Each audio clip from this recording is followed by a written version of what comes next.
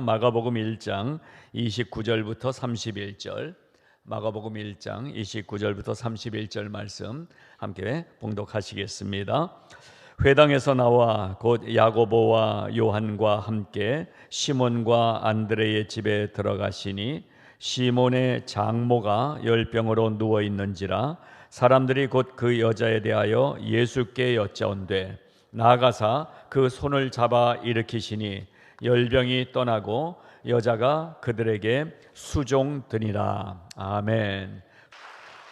할렐루야. 다시 한번 여러분 정말 반갑습니다.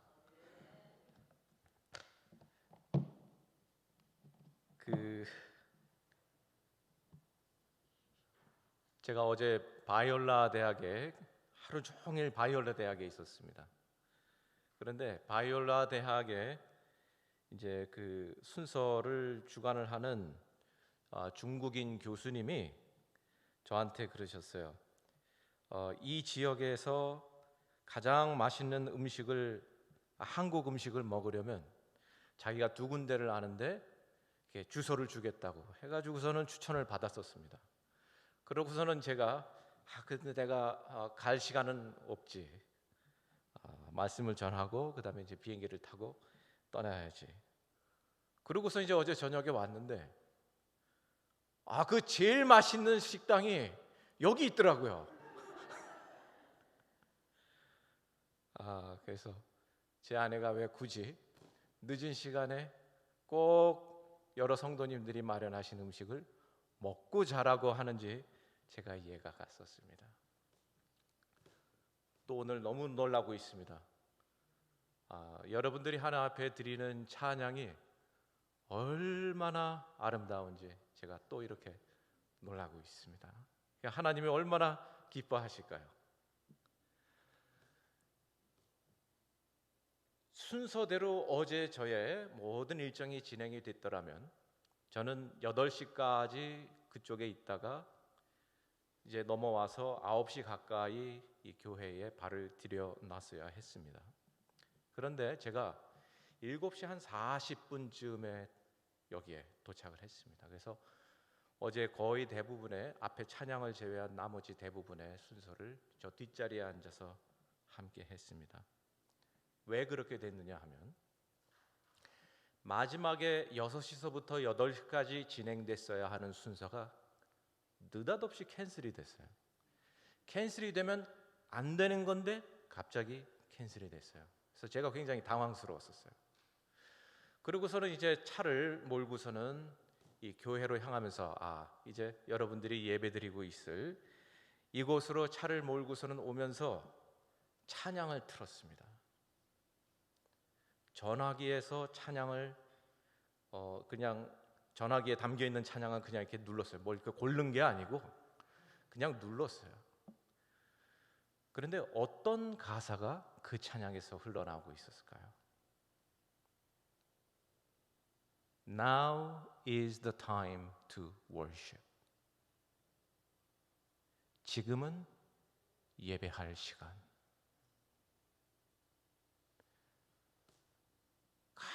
갑자기 제가 온몸에 소름이 돋으면서 왜 마지막 순서가 캔슬됐어야 하는지를 깨달았습니다. 하나님은 저로 하여금 이곳에 와서 여러분들과 함께 하나 앞에 예배를 드리기를 원하고 계셨어요. 다른 사람들은 다 갔고 저만 이제 따로 또 남아서 다른 분들을 또 만나야 하는 순서였었는데 그게 캔슬이 된 거예요. 자, 그래서 저 뒤에 앉아 있으면서 제가 그렇게 생각을 했습니다. 내 아내는 지금 단에 올라서서 말씀을 증거하면서 하나님을 예배하고 있구나. 저는 또 뒤에 앉아서 여러분들의 뒷모습을 바라보면서 하나님의 사랑하는 여러 성도님들은 말씀을 들음으로써 하나님을 예배하고 있구나. 우리의 말씀이 아니고 하나님의 말씀입니다. 그렇기 때문에 그 말씀을 전하는 자나 듣는 자나 다 동일하게 하나님을 예배하는 자들입니다. 그 말씀의 근원이시고 그 말씀하신 것을 반드시 이루시는 그 하나님의 신실하심과 그리고 능력 있으심과 위대하심을 우리가 다 예배하면서 하나 앞에 고백하고 있는 것이죠. 조금 전에 언급을 했습니다만 그렇게 예배가 마쳐지고 맛있는 음식을 먹으면서 제가 굶주렸던 배를 잘 채우고 자고 또 일어나서 오늘 아침에도 여러분들이 또 마련하신 좋은 음식을 먹고 이제 이 강단에 섰습니다.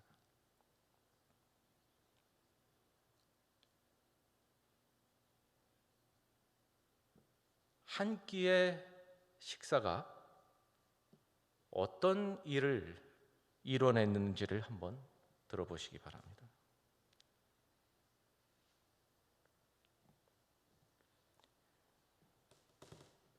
우리말에는 수종이라는 그 한자 단어를 써서 오늘 본문에 번역을 하고 있지만 사실 수종드니라 했을 때에 그것이 내포하고 있는 것은 식사를 지어서 대접을 했다는 얘기입니다.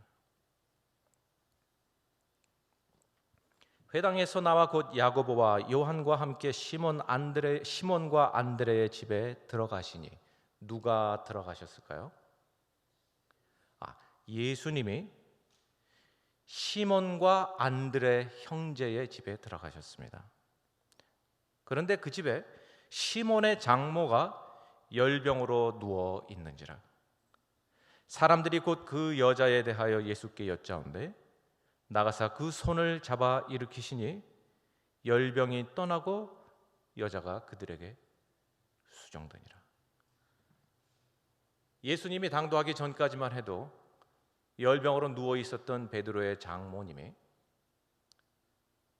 어찌할 바 모르고 있던 중에 예수님이 그 열병을 떠나게 하고 잡아 일으키시고 난 후에 그 장모님은 일어나서 부지런히 식사를 지어서 사위가 데리고 온 그 세 친구를 위해서 자기의 사위와 그 사위의 세 친구를 위해서 정성스럽게 식사를 대접을 했습니다. 그런데 베드로의 장모님이 그 세 친구 중에 둘은 알겠는데 하나는 모르는 사람입니다. 그 둘은 사위와 함께 하나는 형제고 하나는 또 함께 어부 생활을 하는 친구라서 잘 압니다. 그런데 낯선 사람 하나가 같이 따라 들어왔습니다. 그리고 대접을 했습니다. 자, 정말 많은 일들이 앞으로 이 집안에 일어날 것입니다. 수종이라고 하는 말을 우리 개역 성경에서는 다음과 같이 다양하게 번역을 하고 있습니다. 공양함, 일함, 이를 봄, 수종, 수종함, 일삼음, 도움, 말미암음, 맡음, 집사의 직분을 함, 섬김, 봉사함 이런 다양한 단어로 번역을 하고 있는데 공통적인 뜻은 꼭 도움을 필요로 하고 있는 사람에게 그 도움을 베푼다고 하는 것이죠. 자, 그런데 이렇게 자기의 손을 잡아서 일으키고 그리고 이제 당신이 식사를 지어서 대접을 한 그 낯선 사위의 친구 한 사람이 그렇게 대접을 받고 난 후에 그 집안에서 잠시 쉬고 난 후에 엄청난 일들을 하기 시작하세요. 그러는 사이에 이 장모님 아마 그 사위한테 얘기를 들었을 거예요. 그날 아침에 어떤 일이 있었는지. 50보 떨어진 데 그 동네 회당이 있었습니다.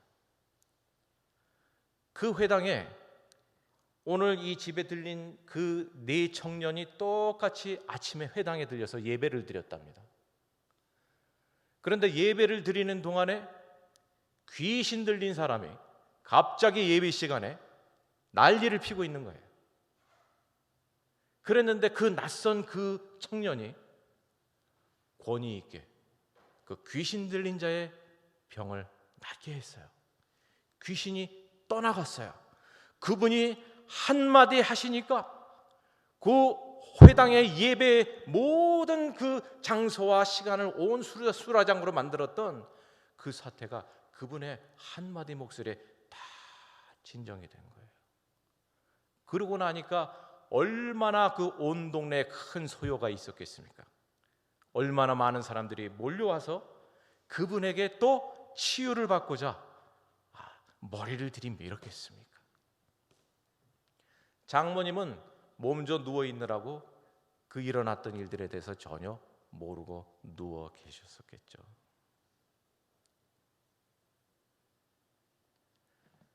다시 말해서 이분들이 그 오전에 모든 순서를 마치고 자기 집에 딱 들어섰을 때에 벌써 하루 종일 했어야 할 모든 큰 사역들을 다 아침에 온 동네 사람들을 상대로 치운 거예요. 그러고 나니 얼마나 힘이 들었겠습니까? 귀신을 내쫓고 병자를 고치고 예배도 드리고 온 동네 사람들을 상대로.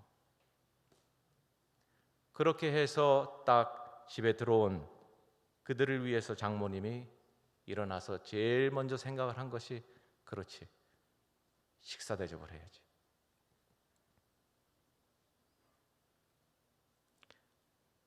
아마 본문에는 기록이 되어 있지 않지만 그 식사 대접을 받은 후에 그 예수님은 아마 시에스타를 잠시 낮잠을 주무시지 않았을까 생각을 해봅니다. 자, 그런데 그러는 사이에 이 바깥에 동네에서는 무슨 일이 벌어졌을까요? 아침에 회당에서 귀신을 내쫓았던 그 사람이 저 시몬 베드로라고 하는 사람의 집에 지금 있다 하는 소문이 다 퍼진 거예요.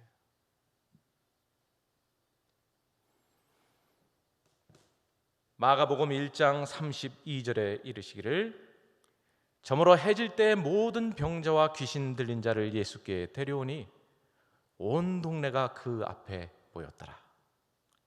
예수께서 각종 병이 든 많은 사람을 고치시며 많은 귀신을 내쫓으시되 귀신이 자기를 알므로 그 말하는 것을 허락하지 아니하시니라. 자, 그 집에서 이제 예수님이 오후가 돼가지고 무슨 일을 시작을 하십니까? 아마도 이 가버나움이라고 하는 동네 이외에 그 인근 지역에서 소문을 들은 사람들이 다 이제 몰려오기 시작하는 것 같아요. 그렇게 해서 그 예수님을 만나고자, 병 고침을 얻고자, 그분의 얼굴을 보고자, 그분의 손길을 한번 이렇게 다 보고자 많은 사람들이 몰려오고 있습니다.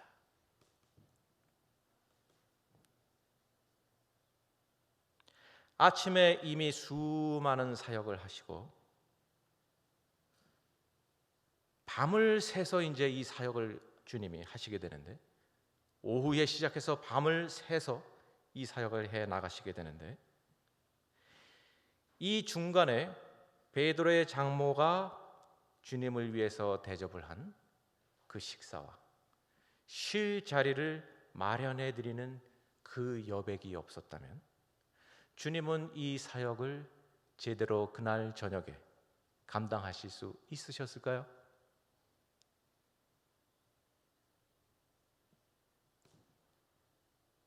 예수님이 40일 금식 기도도 하셨는데 한 끼 거르고 그 사역 못 하실까? 이렇게 생각이 드실지 모르겠지만 성경은 군데군데 잊지 않고 이러한 사실들을 우리에게 주지시켜주고 있습니다. 주님께서 목마르시니라, 주님께서 줄이신지라, 주님께서 피곤하셔서 제자들은 노를 젓고 있는데 그 배 바닥에 파도 물결이 그렇게 센데도 그것도 모르고 곤히 주무시더라. 예수님께서 육신을 입고 우리 가운데 오신 것은 하나님의 그 영광스러운 모습을 우리로 하여금 가까이 뵐 수 있도록 하는 은총이 있었지만, 아울러서 그것은 그 하나님이, 세상 만물을 지으신 그 능력의 하나님이 우리가 한 끼를 대접해 드리지 않으면 그 귀한 사역을 오늘, 이어서 내일, 그리고 또 이어서 그 다음 날 계속 해나가시기가 어려운 우리와 똑같은 성정을 가진 분으로 오시게끔 하는 그러한 놀라운 숨겨진 하나님의 은총이 거기 같이 또 따라왔던 것입니다.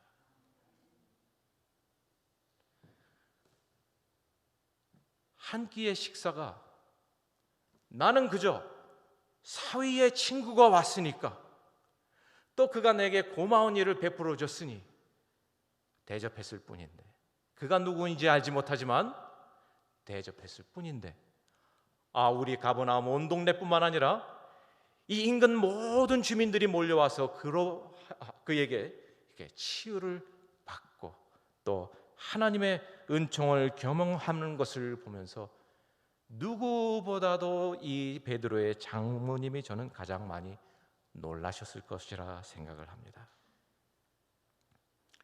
여러분, 베드로 장모님의 수종은 우리의 주님 예수님으로 하여금 하나님의 사역을 이 땅에서 계시는 동안 계속 지속하실 수 있게끔 하는 그 힘이 되어 드렸습니다.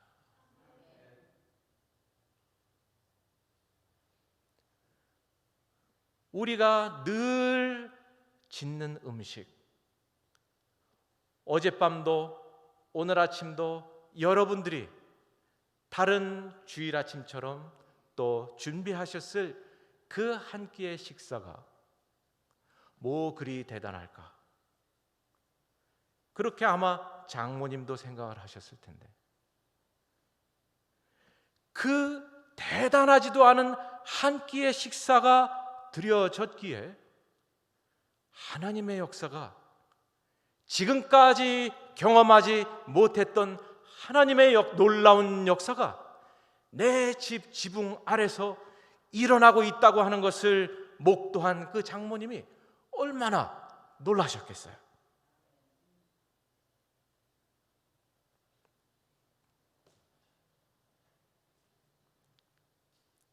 그런데 이것으로 그치지 않습니다. 마가복음 2장 1절의 말씀을 우리가 보면 이렇게 되어 있습니다. 수일 후에 예수께서 다시 가버나움에 들어가시니 집에 계시다는 소문이 들린지라. 많은 사람이 모여서 문 앞까지도 들어설 자리가 없게 되었는데 예수께서 그들에게 도를 말씀하시더니 사람들이 한 중풍병자를 4사람에게 메워 가지고 예수께로 올세 무리들 때문에 예수께 데려갈 수 없으므로 그 계신 곳에 지붕을 뜯어 구멍을 내고 중풍병자가 누운 상을 달아내리니 예수께서 그들의 믿음을 보시고 중풍병자에게 이르시되 작은 자야 네 죄의 사함을 받았느니라 하셨습니다. 자, 이거는 기대하지 않았던 일입니다. 그저 식사 한 끼 대접하고 끝날 줄 알았는데 이 집에 난리가 났습니다. 동네 사람들이 이 집 지붕을 이제 뜯어 제낍니다. 그렇게 해서라도 예수님을 꼭 만나야 할 사람들이 몰려들기 시작했기 때문입니다.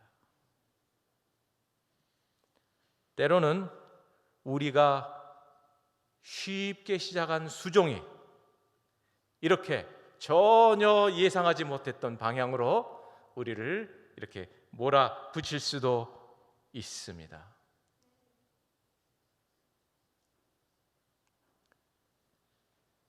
다시 말해서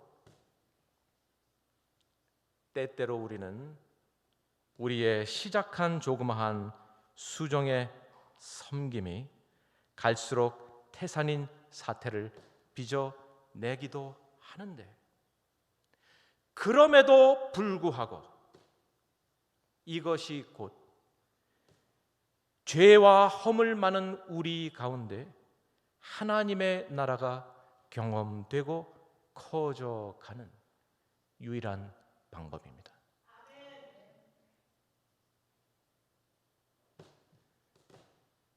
서로 나의 것을 서로를 위해서 우리가 내주는 일이 없이는 이 땅에 있는 동안 하나님의 나라가 커져가는 것을 경험할 수 있는 다른 방법이 없습니다. 그런데 혹이나 우리가 서로에게 인색할까 봐 하나님은 독생자 예수 그리스도를 우리 가운데 하나인 모습으로 오게 하셔서 우리가 지어드리는 식사를 받아 드시지 않고는 하나님의 일을 계속하실 수 없게끔 하셨고, 우리가 내어드리는 그 침상에서 주무시지 않고는 하나님의 놀라운 역사를 계속 이어가실 수 없게끔 그렇게 불어 만드셨고, 우리가 내어드리는 한 컵의 물을 드시지 않고는 목이 말라 더 이상 하나님의 나라의 말씀을 증거하실 수 없는 분으로 우리 가운데 두셨습니다. 심지어 하나님의 아들도 우리가 드리는 한 끼의 식사와 한 컵의 물과 그리고 한 번 눕혀 잘 침상 자리를 마련해 드리지 않고서는 하나님의 나라의 역사를 계속 일어나갈 수 없다면 하물며 우리는 어떠하겠습니까?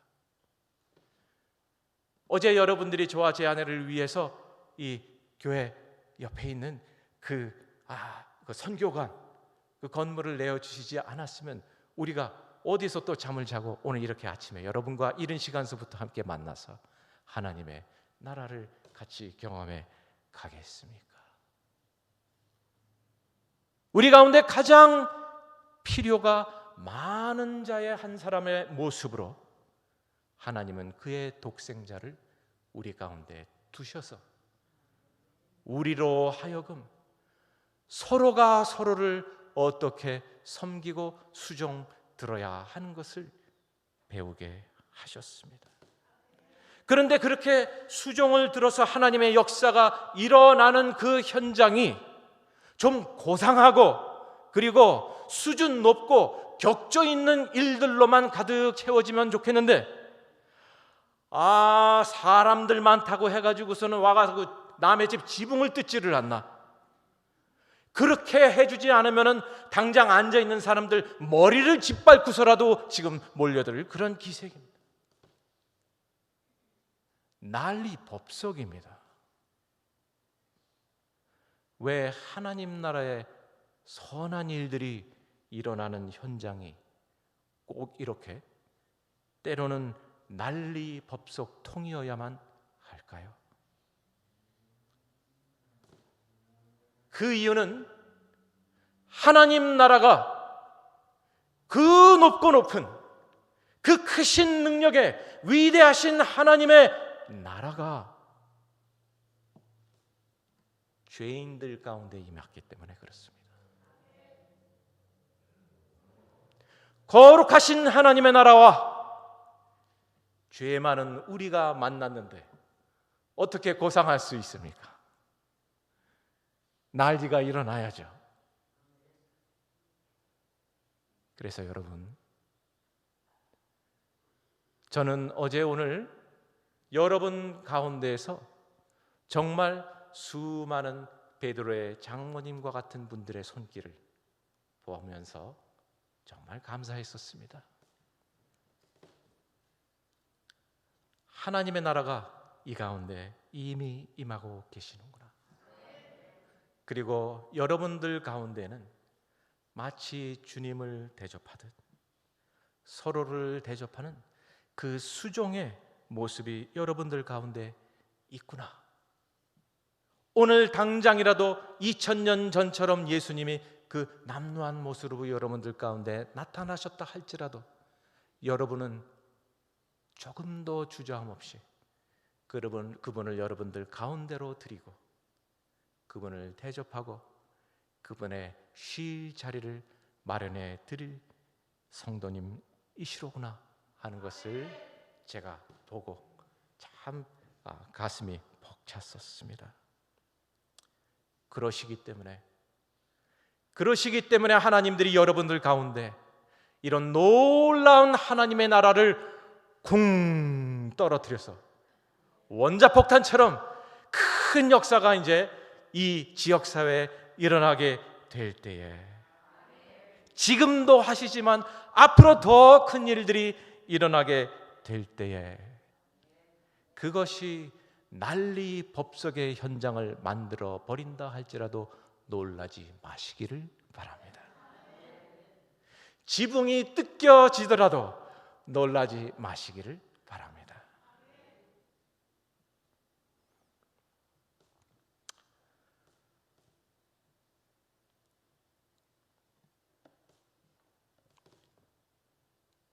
마가복음 9장 42절 1절로부터 예수님이 이렇게 말씀을 하십니다. 누구든지 너희가 그리스도에게 속한 자라 하여 물 한 그릇이라도 주면 내가 진실로 너희에게 이르노니 그가 결코 상을 잃지 않으리라. 자, 그래서 우리는 지금까지 두 가지를 살펴보았습니다. 우리가 주님께 시작한 그 섬김의 그 수종의 수고는 우리 주님으로 하여금 잠시 쉼을 갖게 하시고 또 그 기력을 회복하게 하시고, 그래서 하나님의 일을 계속 이어가게끔 하시는 역사가 있었습니다. 또 그렇게 쉬실 수 있었기 때문에 그분이 하루하고 그치는 것이 아니라 이틀하고 그치는 것이 아니라 우리 가운데 계시는 동안에 날마다 그 하나님의 놀라운 일들을 계속 나타내실 수가 있었던 것입니다. 수종은 우리로 하여금 주님까지도 쉬실 수 있게 합니다. 수종은 그 주님으로 하여금 우리 가운데 하나님의 나라의 놀라운 역사를 계속 지속해 가시게 합니다. 그래서 마태복음 25장에 이렇게 말씀을 하고 있습니다. 34절로부터 시작이 되어지죠. 그때 임금이 그 오른편에 있는 자들에게 이르시되 내 아버지께 복받을 자들이여 나와 창세로부터 너희를 위하여 예비된 나라를 상속받으라. 내가 줄일 때에 너희가 먹을 것을 주었고 목마를 때에 마시게 하였고 나그네 되었을 때에 영접하였고 헐벗었을 때에 옷을 입혔고 병들었을 때에 돌아보았고 옥에 갇혔을 때에 와서 보았느니라. 이에 의인들이 대답하여 이르되 주여 우리가 어느 때에 주께서 줄이신 것을 보고 음식을 대접하였으며 목마르신 것을 보고 마시게 하였나이까? 어느 때에 나그네 되신 것을 보고 영접하였으며 헐벗으신 것을 보고 옷 입혔나이까? 어느 때에 병드신 것이나 옥에 갇히신 것을 보고 가서 배웠나이까? 하리니 임금이 대답하여 이르시되 내가 진실로 너희에게 이르노니 너희가 여기 내 형제 중에 지극히 작은 자 하나에게 한 것이 곧 내게 한 것이니라. 주님은 자기 자신을 우리로 하여금 수종을 받아야만 하나님의 일을 계속 하실 수 있는 연약한 자리에 계속 두시면서 우리에게 계속 가르침을 베푸셨어요. 그 가운데 이 중요한 원리가 무엇입니까? 자, 나는 이제 너희들과 잠시 있다 갈 뿐이다. 내가 너희 가운데 있으면서 행했던 이 모든 하나님의 나라의 일들을 내가 떠난 후에는 너희가 이것을 이어서 계속 해야 할 텐데 그것을 어찌 감당해 갈 수 있겠느냐? 너희가 나에게 했듯이 이제는 서로가 서로에게 수종을 들므로써 이 일이 계속 지속되게끔 하라. 그 원리를 우리에게 가르쳐 주고 계신 것입니다. 그렇게 몸소 보이신 그 주님의 실천의 모습을 통해서 우리는 서로에게 쉼을 주고 또 서로가 하나님의 놀라운 일들을 계속 해나갈 수 있게끔 격려하고 또 도우면서 이 하나님의 놀라운 공동체를 이어가는 것입니다. 마지막으로 오늘 우리가 함께 봉독했던 본문의 모습을 주변 그 컨텍스트를 우리가 다시 한번 살펴보고자 합니다. 나아가사 그 마가복음 1장의 말씀이었죠. 나아가사 그 손을 잡아 일으키니 열병이 떠나고 여자가 그들에게 수종드니라. 여러분, 주님은 열병으로 이렇게 누워있는 상태에서 그 장모님이 당신을 수종들게끔 하시지 않았습니다. 그에게 있는 열병이 떠나가게 고쳐주시고 그래서 주님으로 말미암아 힘을 얻은 그의 백성이 자원하는 심령으로 주님을 섬길 수 있는 자리에 세워주셨습니다. 따져보세요. 예수님이 그 집에 베드로의 장모가 몸져 누워있다는 것을 모르고 들어가셨겠습니까? 아침에 그렇게 바쁘게 회당에서 사역을 하시는 동안에 예수님은 이미 시간까지 정확하게 계산해서 내가 언제 그 집에 들어가 그 장모의 손을 잡아 일으켜 건강을 회복시킬 것이다 하는 것까지 다 계산을 하시고 들어가셨는지도 모릅니다. 분명 그렇게 하셨을 거예요. 장모는 모르고 있었지만 예수님은 알고 일부러 굳이 어쩌면 예수님이 내네 집으로 가자 해서 그 집으로 갔는지도 몰라요. 어제 나눠진 그 말씀 가운데 하나님이 우리를 지으시고 또 지으실 뿐만 아니라 하나님의 선한 일들을 감당하실 수 있게끔 우리를 어떻게 다듬어 가시고 준비시켜 가지고 또 모난 부분들을 계속 하나님이 정리해 주시는가 하는 것들을 함께 상고한 바 있습니다. 우리가 수종에 또 섬기는 자리에 있기 전에 하나님은 먼저 저와 여러분이 우리의 손을 잡아 일으켜 주셔야만 내 두 다리에 힘을 얻어 설 수 있는 연약한 존재라고 하는 것을 먼저 알고 계십니다. 우리가 감당할 수 없는 것을 하라고 우리에게 버거운 것을 이렇게 막 떠맡기는 그런 분이 아니십니다. 주님은 우리 속에 자원하는 심령이 차오르도록 우리를 넘치는 하나님의 은총으로 가득 채워주시고, 우리로 하여금 하나님의 나라로 우리의 삶이 먼저 풍성해지도록 우리를 천국의 삶을 살 수 있는 자리에 세워주시기를 원하는 분이십니다. 그래서 그분은 여러분의 가정에 찾아오시기를 원했고, 그분은 이 자리에, 어쩌면은 이 교회에서 우리가 수양회를 갖게 된 것은 하나님의 놀라우신 다른 뜻이 있는지도 모릅니다. 이것이 단지 이 지금의 코로나 상황이라고 하는 그 가운데에서 조금 더 편안한 하나의 베뉴를 찾은 것이겠습니까? 저는 그렇게 생각하지 않습니다. 이 장소를 향한 하나님의 남다른 놀라운 계획이 있을지도 모른다는 생각이 듭니다. 여러분과 함께 주님이 이 자리에 오늘, 어제, 내일 계시기를 원하시는지도 모를 일입니다.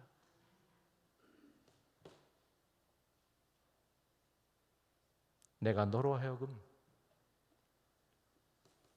강건하게 하리라. 내가 너로 하여금 하나님의 나라의 놀라운 그 일들을 감당할 수 있게끔 하리라. 내가 네 가운데 자원하는 심령을 줄 것이라. 우리는 주님이 사랑하는 자녀입니다. 예수께서 내 삶에 찾아오신 이유는 나로 하여금 무슨 일을 하게끔 하시기 이전에 나를 사랑하셨기 때문에, 내가 몸져 누워있는 것을 그냥 놔두실 수가 없기 때문에, 사랑하는 딸이 열병으로 누워있는 것을 가만두고 계실 수가 없기 때문에 찾으시고, 사랑하는 우리로 하여금 그 질병과 모든 아픔과 절망과 사망의 그늘로부터 풀려나게 해 주시기를 원하셔서 오신 것입니다. 그 주님을 경험하신 저와 여러분은 베드로의 장모처럼 주님을 수종들고 그 수종드는 마음으로 이제는 서로를 격려하고 도와서 주님께서 우리 가운데 행하셨던 놀라운 일들이 이 땅에서 계속 지속되어질 수 있도록 사는 저와 여러분들이 되어야 하겠습니다. 자, 그런데 그렇게 갈릴리 지역에 오실 때마다 이 집을 찾으시던 예수님이 십자가의 죽으심과 또 부활 이후에 더 이상 이 집에 찾아오시지 않습니다. 육신을 입은 모습으로는 찾아오시지 않습니다. 그런데 그 교회는 어떻게 됐을까요? 제가 벌써 교회라고 했습니다. 그 베드로의 장모의 집은 어떻게 됐을까요? 더 이상 사람들이 찾지 않았을까요? 자, 사진을 한번 보여주시죠.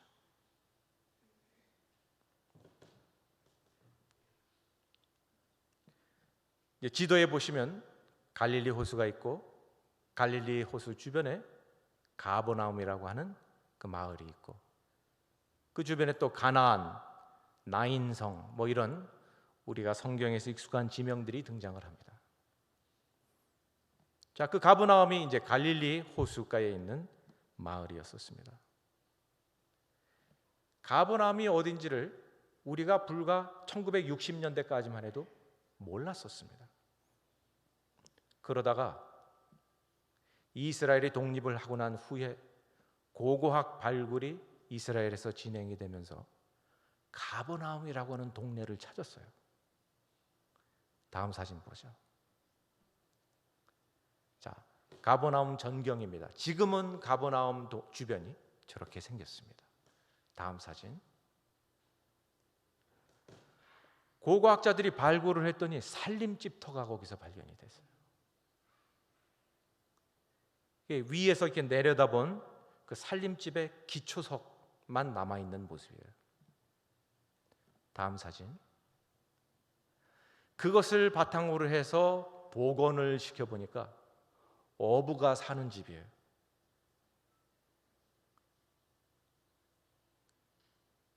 다음 사진.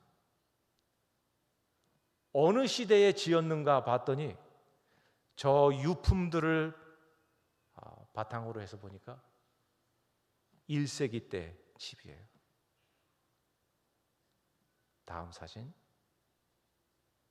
그리고 그 기초석, 여러분들이 아까 그림에서 보셨던 그 기초석의 사진이에요. 그 다음 사진. 그렇게 해서 그 집의 가장 큰 방 실내를 복원을 시켜봤어요. 했더니 저런 그림이 나와요.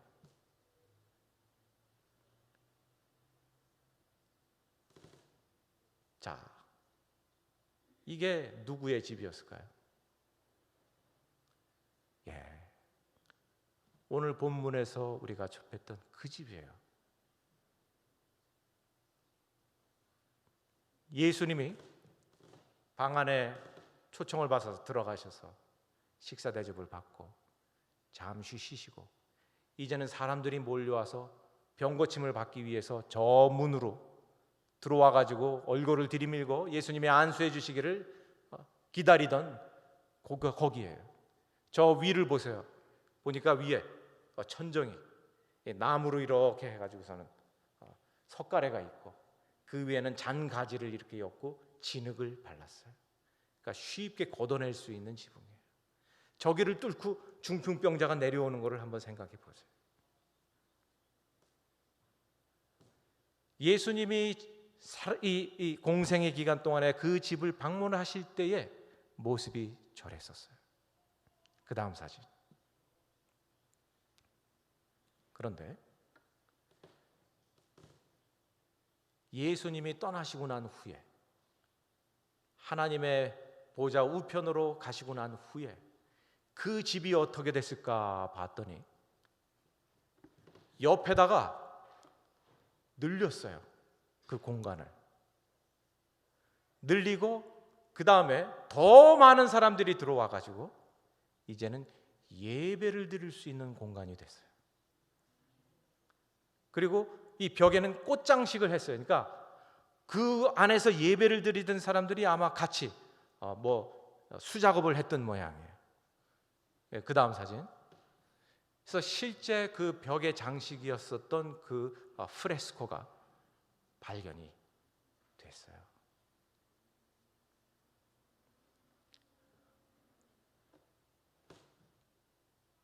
저 방이 이렇게 2배의 크기로 커지면서 역사 최초의 가정교회가 거기 세워진 거예요.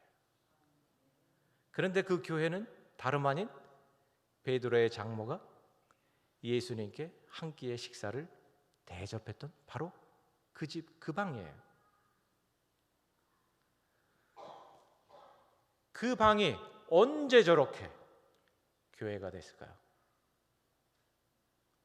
베드로가 계속 그 집을 차지하고 살면서 그것을 늘리고 교회를 만들고 그렇게 해서 그 교회의 담임 목사님으로 계속 있다가 그렇게 정년퇴직을 하셨을까요? 아니죠. 우리가 알다시피, 여러분들 알다시피 베드로는 어떻게 됐습니까? 베드로는 복음을 땅끝까지 전하라고 하는 그 주님의 당부를 받고 그것을 이행하기 위해서 가버나움을 떠나서 먼 로마까지 가서 거기서 복음을 전하다가 십자가에 거꾸로 매달려 죽었다고 하는 그런 교회사에 이어져 오는 전승이 있습니다. 베드로가 떠나고 난 후에, 다시 말해서 그 교회를 세운 초대 담임 목사님이 떠나시고 난 후에 남아있는 성도들이 얼마나 서로를 돕고 또 서로에게 수종 들고 하는 일들을 잘 감당을 했든지, 담임 목사님은 떠나셔서 가서 순교하셨는데 교회는 점점 부흥을 했어요. 다음 사진. 급기야 4세기에 이르러서 기독교가 모든 그 박해를 견뎌내고 공식적으로 로마로부터 종교로서의 그 승인을 받아서 교회가 합법적으로 세워줄 수 있게 된 그때가 되어서는 그 자리에 팔각형의 교회를 세우게 되었어요. 다음 사진. 이것이 그 교회의 신뢰를 이제 복원한 사진이에요. 다음 사진. 그리고 그 팔각형 교회의 터예요. 다음 사진. 그리고 지금 가시면은 저기 이 두꺼비 등처럼 팔각형으로 생긴 그게 다시 세운 교회예요. 그래서 그 교회에서 이렇게 내려다 보시면은 그 팔각형 교회의 터가 이 바닥 밑에 유리를 통해서 보이게끔 건축을 했습니다. 자, 한 끼의 식사가 무엇을 만들어냈습니까?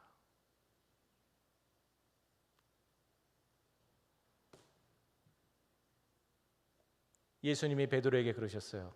내가 네 고백 위에 나의 교회를 세우리라. 그런데 그 교회가 어디에 세워졌죠? 베드로의 집에 세워졌어요. 정말 상징적으로만 베드로를 가지고선 예수님이 교회를 시작하신 게 아니라 인류 역사의 첫 교회가 베드로의 집터 위에 세워졌어요. 그런데 그것의 시작은 베드로가 아니에요. 베드로가 주는 그리스도시여 살아계신 하나님의 아들이시니다 하는 그 놀라운 신앙을 고백을 하기도 이전에 다른 한 사건이 있었어요. 그의 장모가 몸져 누워 있다가 주님을 만나 일으킴을 받고 나를 고쳐준 주님께 한 끼의 식사를 대접해 드리고자 수종 드니라 한 그 한 사건에서 모든 것의 시작이 있었어요. 놀라운 예배를 우리 가운데 허락하신 그 하나님을 찬양합니다. 아울러 저는 여러분들 가운데 hospitality, 손을 대접하는 하나님의 아들을 수종 들듯이 서로를 향해서 수종 들고자 하는 마음과 그 옥토와 같은 그 밭을 여러분들에게 허락하신 하나님을 찬양합니다. 이 두 가지를 잃지 마시기 바랍니다. 오늘 하나님이 여러분들 가운데에서 시작하신 이 터 위에 앞으로 어떤 놀라운 일들을 하실지 지금 우리는 상상할 수 없습니다. 하나님은 알고 계십니다. 그 하나님을 찬양하시기를 쉬지 마시기 바랍니다. 어제 말씀을 들었습니다. 우리를 지으시고 우리를 다듬어 가시는 일은 하나님의 선한 일을 감당하시기 위해서라고 하는 그 말씀이 어제 시작이 되었습니다. 많은 것들이 선한 것인데 그 중에 가장 선한 것은 무엇입니까? 하나님을 목숨을 다해서 사랑하는 것입니다. 그것의 가장 구체적인 표현이 예배입니다. 그 다음 선한 것이 무엇입니까? 이웃을 내 몸과 같이 사랑하는 것입니다. 그것의 구체적인 이해가 무엇입니까? 한 끼의 식사로 서로가 서로를 위해 수종 들었던 것입니다. 이 두 가지의 귀한 사랑의 역사가 계속 되어지는 이 교회가 되시기를 바라면서 오늘 말씀을 마치겠습니다. 기도하시겠습니다.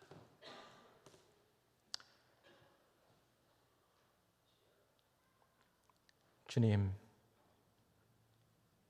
아버지를 사랑하고 이웃을 사랑하기를 가르쳐 주시고자 친히 연약한 육신을 입고 우리 가운데 계시면서 심지어는 우리와 똑같은 죽음까지 감당하신 예수님, 감사합니다.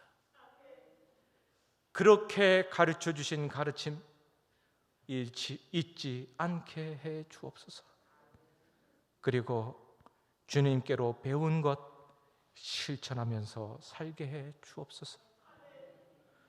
성학교회를 세워주시고 예배하게 하시고 금년에는 특별한 주님의 뜻이 있어서 다른 데가 아닌 친히 세우신 이 교회의 터전에 함께 모여 수양회를 갖게 하신 그 놀라운 뜻을 묵상하며 계속 발견해가는 앞으로의 나날들 되게 해 주옵소서.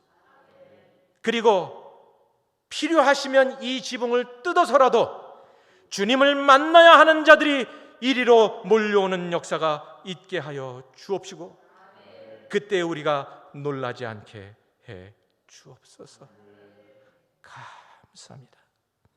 예수님의 이름으로 기도했습니다.